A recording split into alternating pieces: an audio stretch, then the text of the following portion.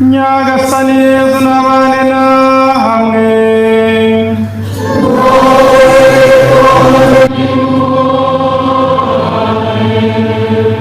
Amagambo yo mu Ivanjiri ntagatifu uko yanditswe na Matayo.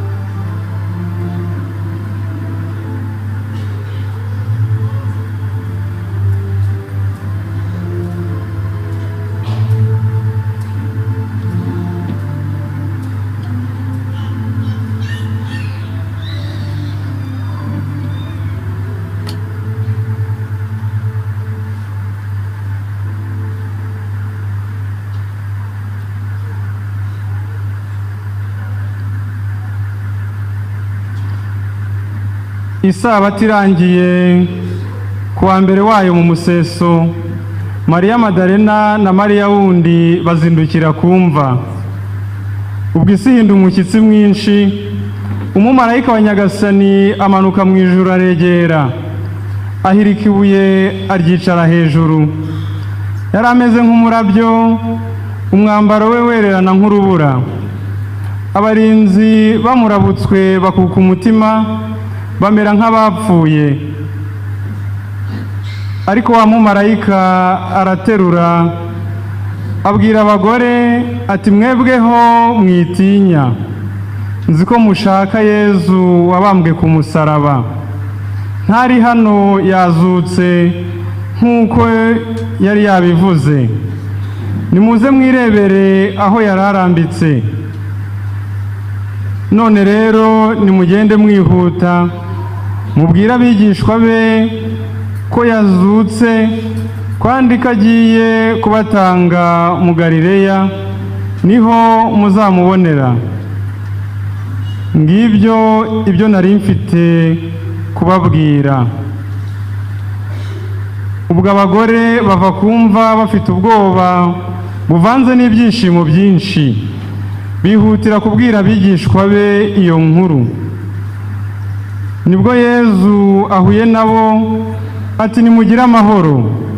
Baramwegera bahobera ibirenge babwira ati, mwitinya, ahubwo nimugende mubwire abavandimwe banjye bajye mu Galileya, niho bazambonera. Iyo ni Ivanjiri ntagatifu.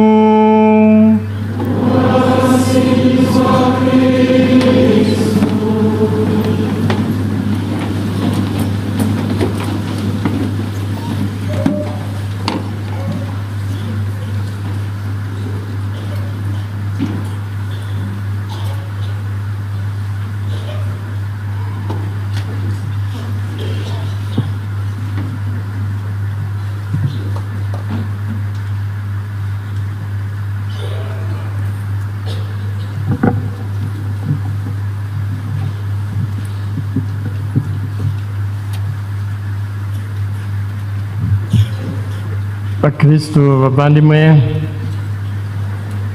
nyuma yo kumva ijambo ry'Imana muri aya masomo 7, twatekereje nk'inama y'abepiskopi dutegurira hamwe inyigisho twabagezaho kuri uyu munsi wa Pasika.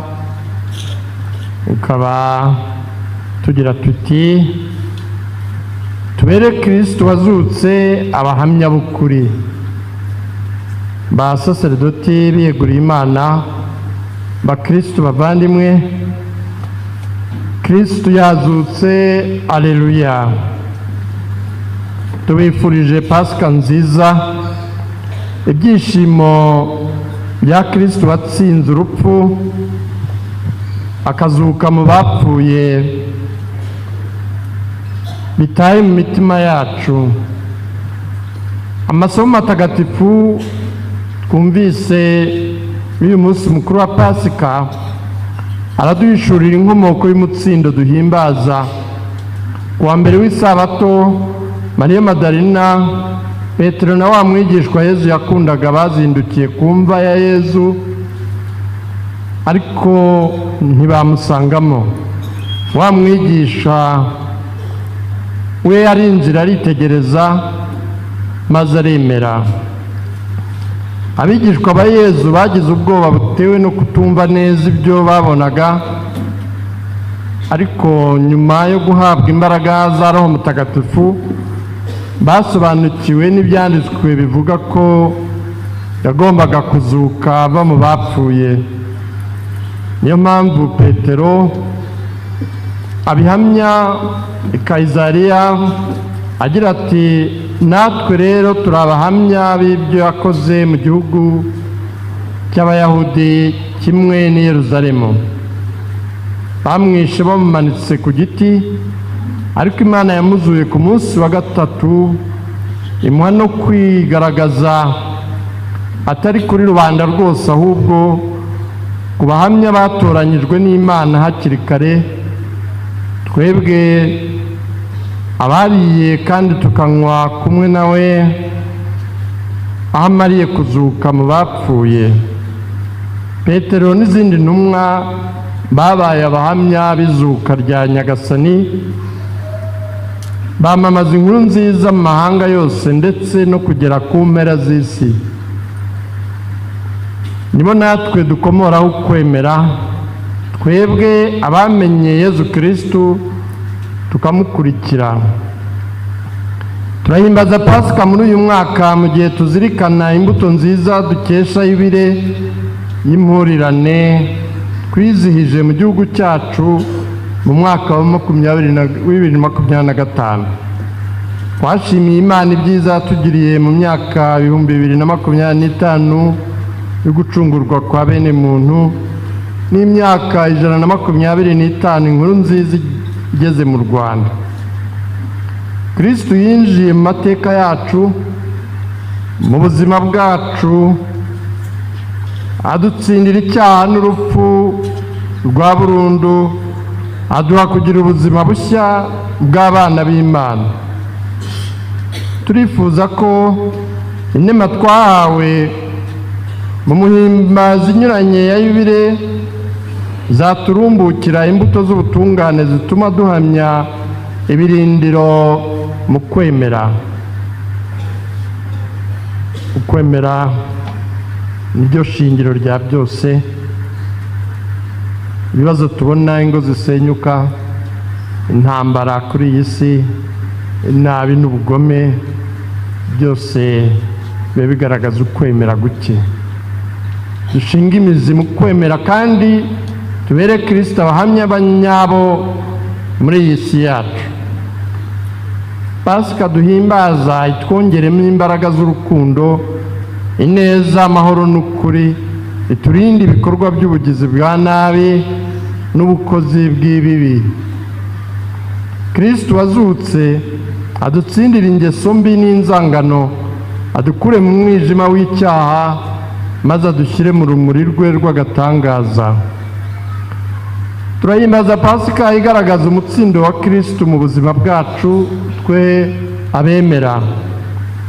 Kristo niwe ntama ya Pasika yacu, niwe mutsindo wacu. Ububabare n'urupfu bye byateye icyuho gikomeye mu babanye na Yezu bya hafi.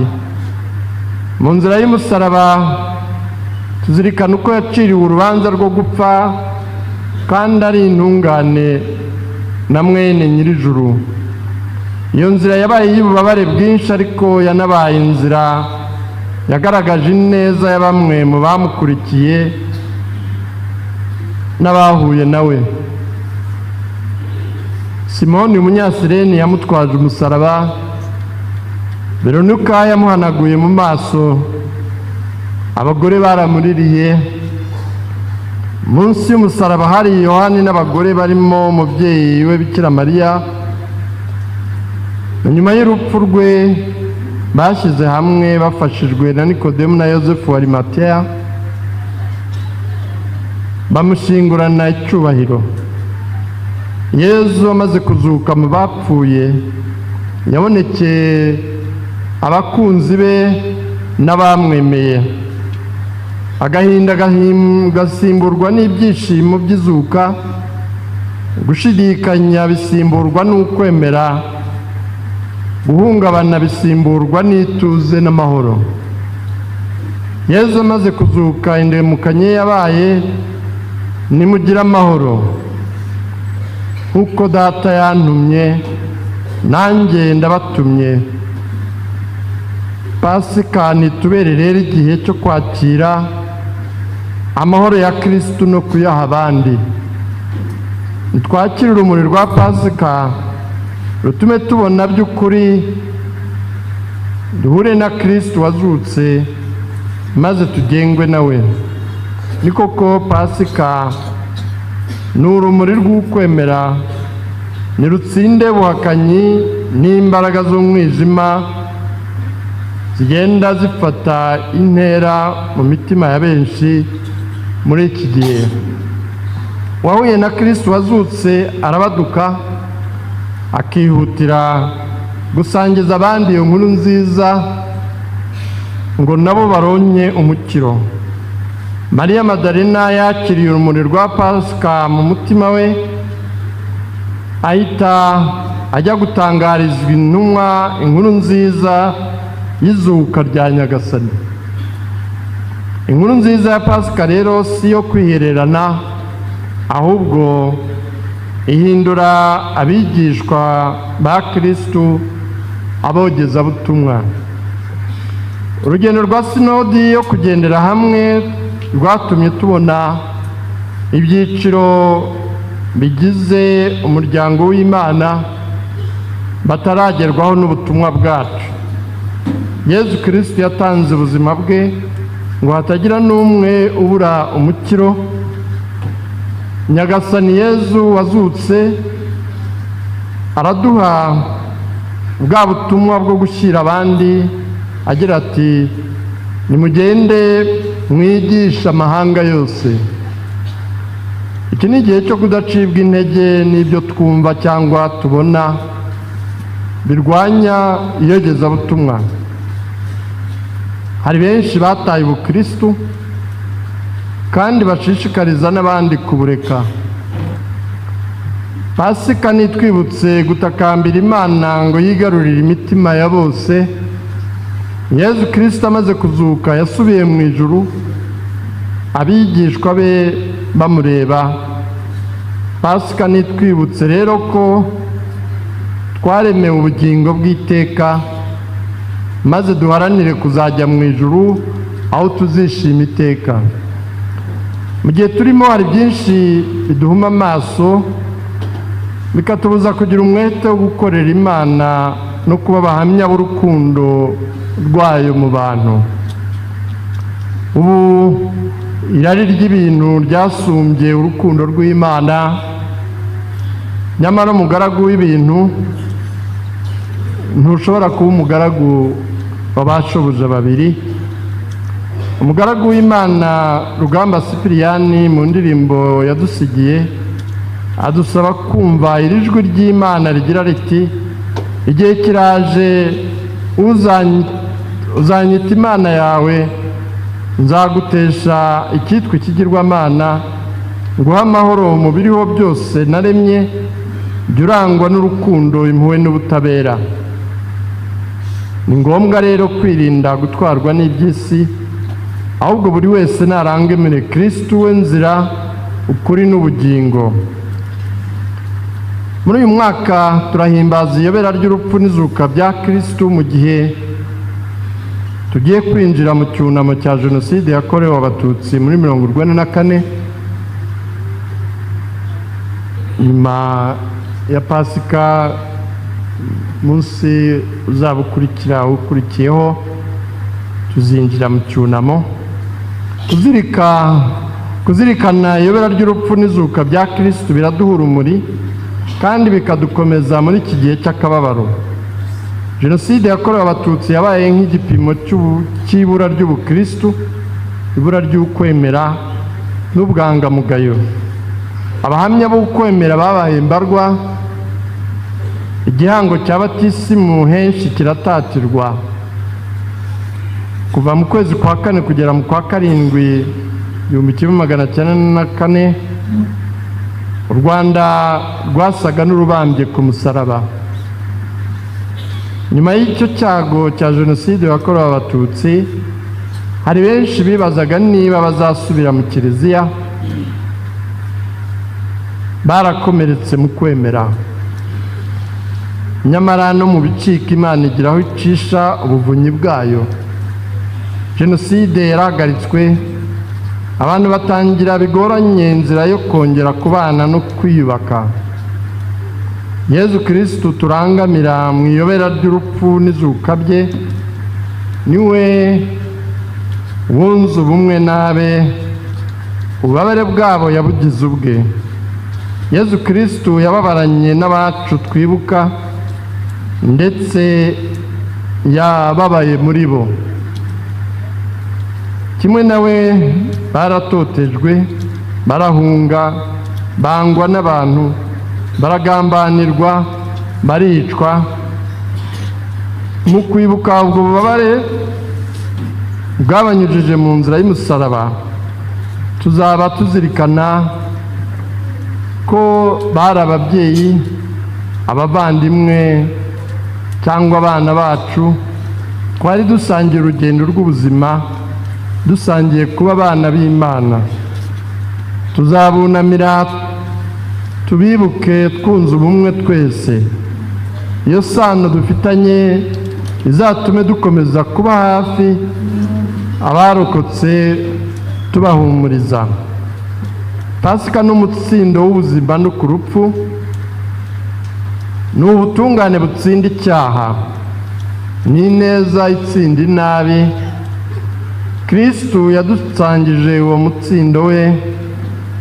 Turashimira Imana ko yunamuye u Rwanda, ikaruha abagabo n'abagore b'intwari babaye amatara yaka mu ijoro ry'icuraburindi. Hariho abanze kwishora mu bwicanyi, abagize abo bahisha, hari n'abatanze ubuzima bwabo kugira ngo bagire abo barokora. Abo bose ni abahamya b'urukundo n'ukwemera. Gukora icyunamo mu rumuri rw'uwo mutsindo wa Pasika bizatuma twibuka kandi dufite ukwizera ko abacu bataheranywe n'urupfu. Mu cyunamo igikorwa gikomeye twakorera abacu ni ukubatura Imana mu isengesho. Tuzisabire kandi natwe kugira umutima ukeye, gutsinda urwango, ivangura n'inzika. Twese dusabe kudaheranwa n'ikibi, duhagurukire kuba abahamya b'ukwemera urukundo, ubuvandimwe n'amahoro. Twibuke no gusaba amahoro mu karere kacu ndetse no ku isi yose. Mbere yo gusubira kwa se mu ijuru, Yezu yasigiye abe Roho Mutagatifu kugira ngo bashobore kumubera abahamya. Ndugukire rero ibikorwa bya Roho Mutagatifu, kuko ari we mbaraga zidukomeza, zikaduha ubutwari bwo kubaho mu rukundo. Ni Roho w'Imana ukomeza imitima yacu kugira ngo itagwa mu bishuko.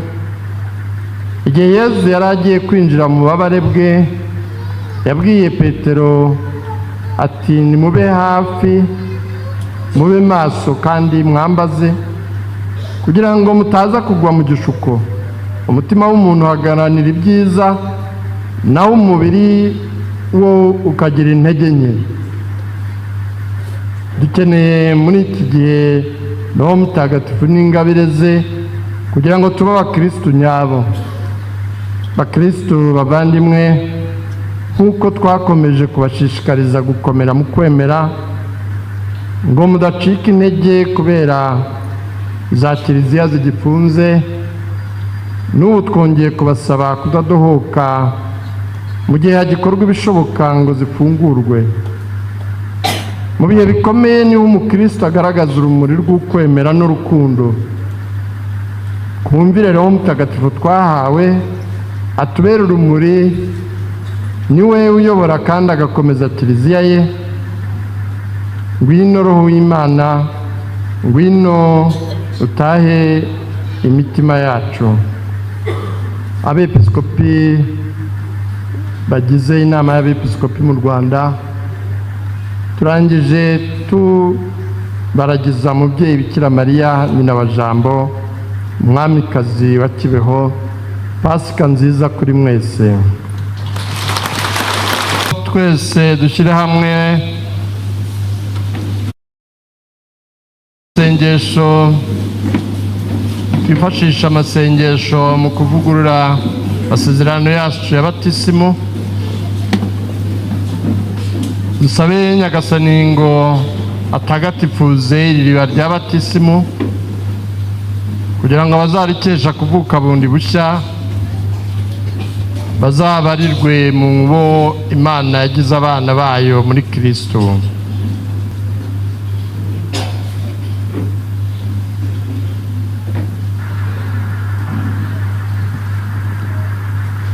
Nyagasani utubabarire,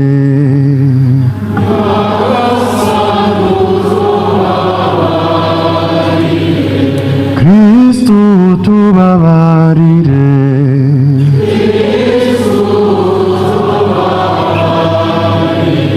Nyagasani utubabarire,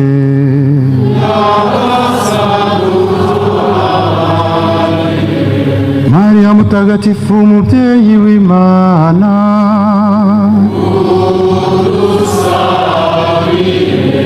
Mikayire Mutagatifu,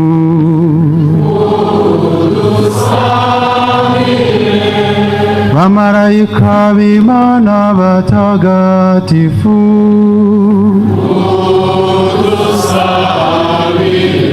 Yohani Batista Mutagatifu,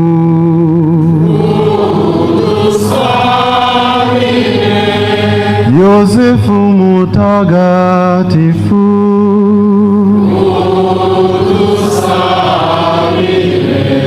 Petero na Paulo batagatifu,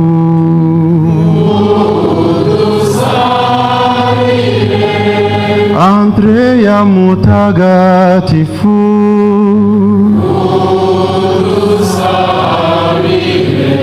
Yohani Mutagatifu,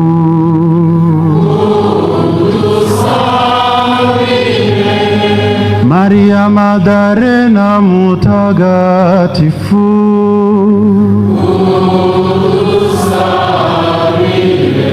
Stefano Mutagatifu,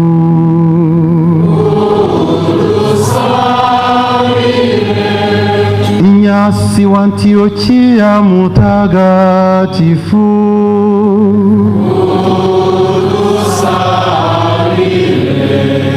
Laurendi Mutagatifu,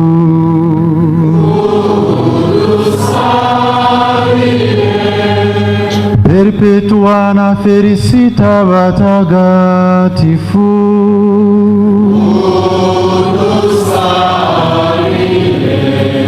Agnesi Mutagatifu,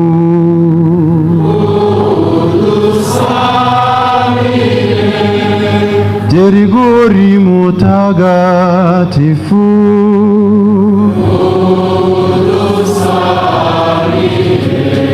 Augustini Mutagatifu,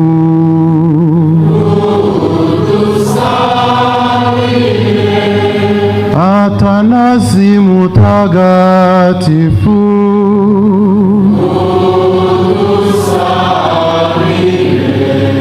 Basili Mutagatifu,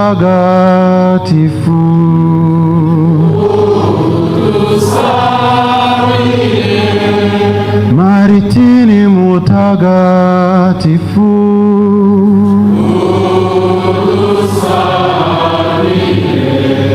Benedictini Benedikito mutagatifu,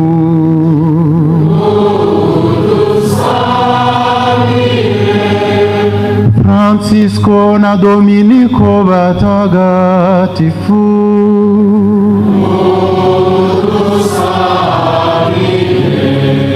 Francisco Saveri mutagatifu,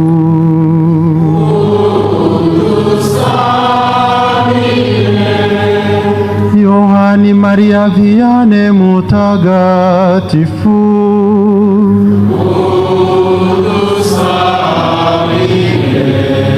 Gatarina Wisiena mutagatifu,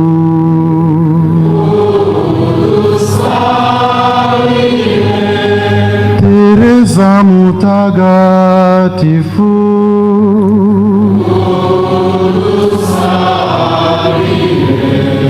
Karori Rwanga na bagenzi bawe mwaho w'Imana,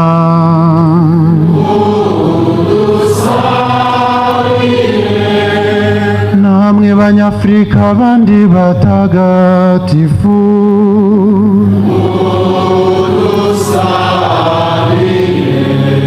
namwe bakurambere bacu mwashaje muri abayoboke b'Imana,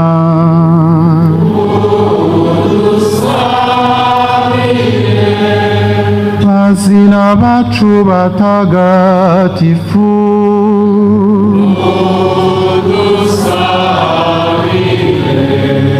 mwese batagatifu n'abatagatifukazi b'Imana,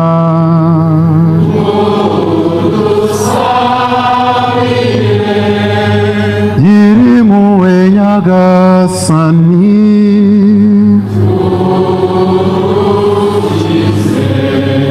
icyago cyose Nyagasani,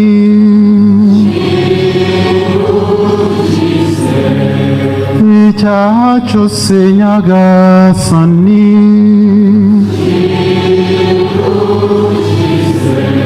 urupfu rwa burundu Nyagasani,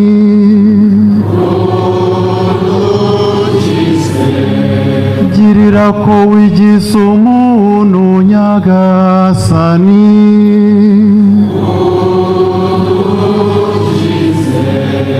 girira ko wapfuye ukazuka Nyagasani,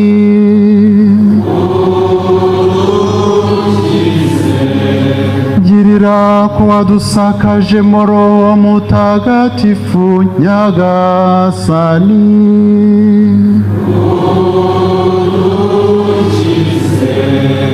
twebwe abanyabyaha utwumve,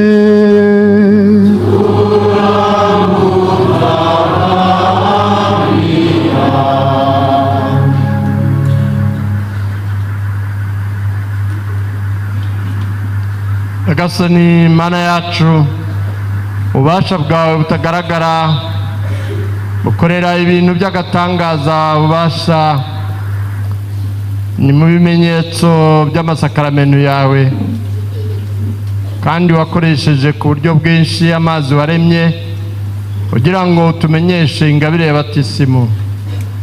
Mana yacu si ikiremwa, ni Roho wawe warerembaga hejuru y'amazi kugira ngo kamere y'amazi ishyirwemo ububasha bwo gutagatifuza.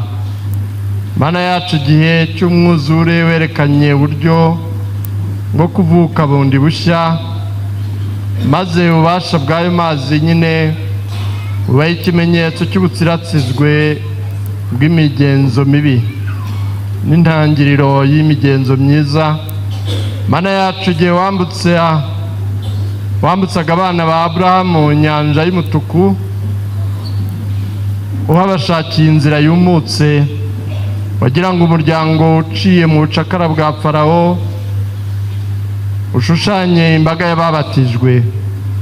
Mana yacu, mu kwemera umwana wawe yabatijwe na Yohani mu mazi ya Yorodani, maze asendera Roho Mutagatifu, kandi igihe yari abambye ku musaraba, mu rubavu rwe havuye amaraso n'amazi n'amariye kuzuka yategetse abigishwa bati nimugende mwigisha amahanga yose mubabatize mu izina rya Data na Mwana na Roho Mutagatifu.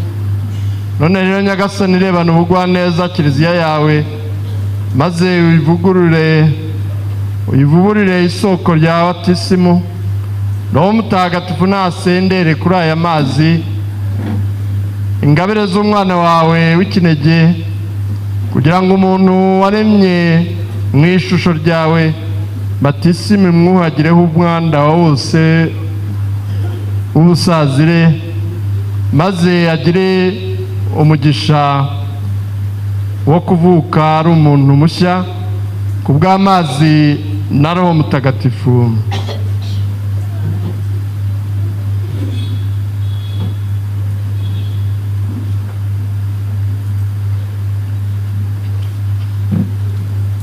Turakwinginze Mana yacu, girira umwana wawe maze ububasha bwa Roho Mutagatifu bumanukire kuri aya mazi, kugira ngo babatijwe bose bagahambanwa na Kristo bazazukire kubaho hamwe nawe mu bugingo bw'iteka, ku bwa Kristo umwami wacu.